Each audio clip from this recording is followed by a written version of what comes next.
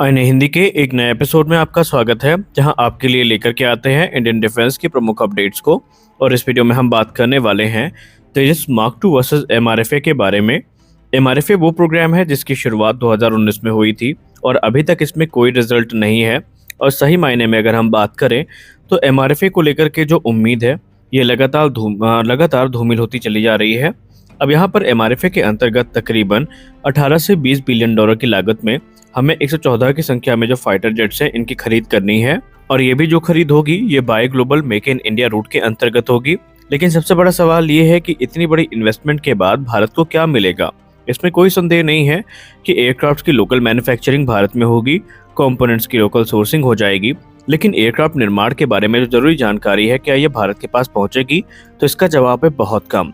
इससे अच्छा ये होगा, अब एक्सपर्ट्स की नज़र में ये है कि जो बिलियन डॉलर्स हम एमआरएफए के लिए स्पेंड करने के लिए तैयार हैं, क्यों ना इनका इस्तेमाल जो इंडिजिनस प्रोग्राम है उनको फंड करने के लिए किया जाए, ताकि ये प्रोग्राम काफ़ी तेज़ी की रफ्तार के साथ आगे बढ़े और इंडियन एयरफोर्स की ज़रूरतों को पूरा करें।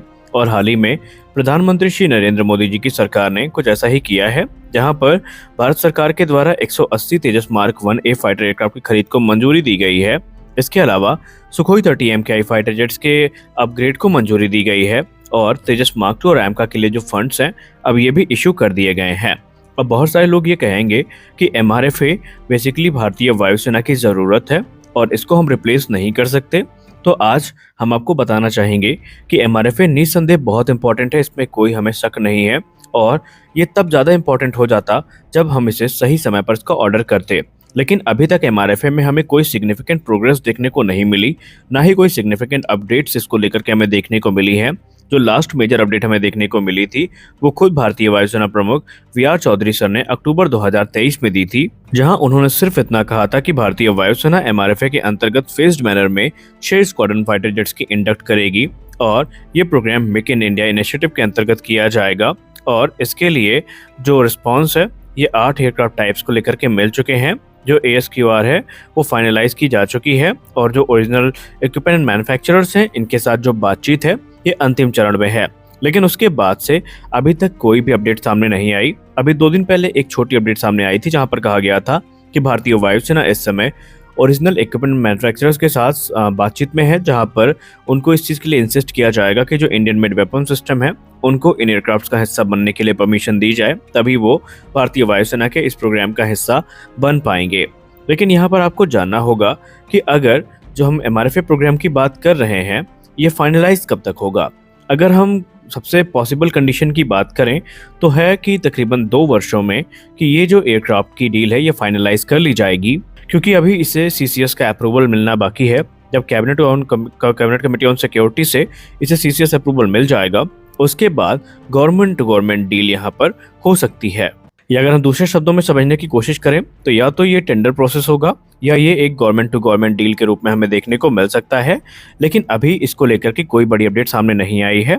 और अगर हम ये मान लेते हैं कि ये डील 2026 तक भी फाइनलाइज कर ली जाती है, तब भी हमें जो पहला एयरक्राफ्ट है ये 2030 के पहले देखने को नहीं मिलेगा। क्योंकि रेफरेंस के तौर पर अगर इस मामले को हम समझने की कोशिश करें तो जब भारत ने 2016 में 36 राफेल फाइटर्स का ऑर्डर प्लेस किया था फ्रांस के साथ, तो यहाँ पर जो एयरक्राफ्ट हैं इनके बहुत ज़्यादा ऑर्डर डसाल्ट एविएशन के पास नहीं थे। और नवंबर 2019 में 3 राफेल फाइटर जो हैं ये भारतीय वायुसेना को हैंड ओवर किए गए थे फ्रांस में, जो कि ट्रेनिंग और जो पायलट्स के अलावा जो टेक्नीशियंस हैं उनके जानकारी के लिए वहाँ पर यूज़ किए जा रहे थे। लेकिन जो अगर हम इंटायर 36 राफेल फाइटर्स की डिलीवरी की बात करें तो ये दिसंबर 2022 में जाकर के कंप्लीट हुई है, जिसका मतलब ये है कि गवर्नमेंट टू गवर्नमेंट डील के 6 वर्ष बाद जो डिलीवरी है ये कंप्लीट हो पाई है।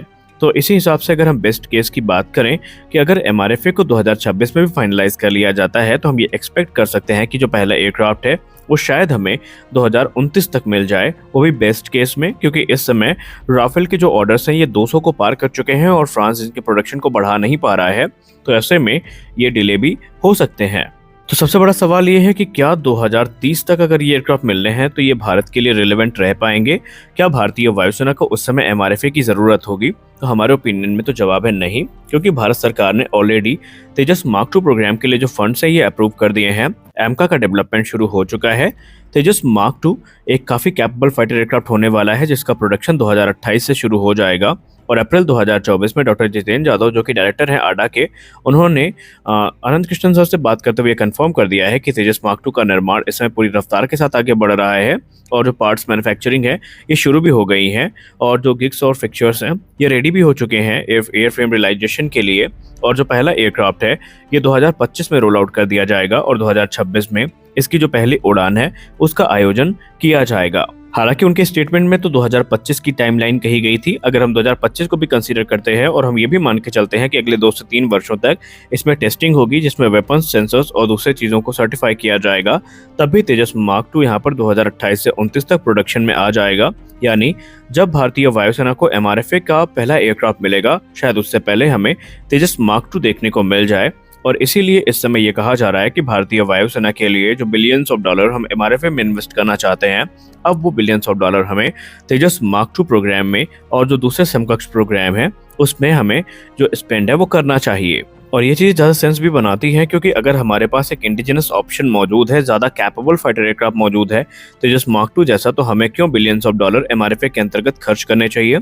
क्योंकि अगर हम तेजस मार्क टू की बात करें तो इसका maximum take off weight 17.5 tonne का होगा, जहां पर ये 11 हार्ड पॉइंट्स के साथ में आएगा, जहां पर ये 6.5 टन के जो वेपन पेलोड है उनको कैरी करने में सक्षम होगा। इसकी फ्यूल कैपेसिटी 3.3 टन की होगी और इसमें पावरफुल गैलियम नाइट्राइड बेस्ड एसा रडार देखने को मिलेगा, जिसकी सर्च और ट्रैक कैपेबिलिटी काफ़ी ज़्यादा पावरफुल होने वाली है। इसमें हमें फिल्म सेक्टर ऑप्ट्रॉनिक्स IRST देखने को मिलेंगे, यूनिफाइड इलेक्ट्रॉनिक वॉरफेयर स्वीट देखने को मिलेंगे, रडार वार्निंग रिसीवर्स देखने को मिलेंगे। इसके अलावा dual colour missile approach warning system भी इसका एक प्रमुख हिस्सा होने वाले हैं। इसमें सभी प्रकार के जो इंपॉर्टेंट सेंसर्स हैं वो इस्तेमाल किए जाएंगे, जो इसे अपने कैटेगरी का सबसे पावरफुल एयरक्राफ्ट बना के सामने रखेंगे। इसमें जो एवियोनिक्स है वो काफ़ी एडवांस होंगी। इसमें एक लार्ज एरिया डिस्प्ले देखने को मिलेगा, स्मार्ट हेड अप डिस्प्ले देखने को मिलेगी, digital fly by wire control system देखने को मिलेगा और इसमें एक upgraded digital flight control computer भी हमें देखने को मिलने वाले हैं। तो ये एयरक्राफ्ट हमारे लिए ज़्यादा सेंस इस समय बना रहा है।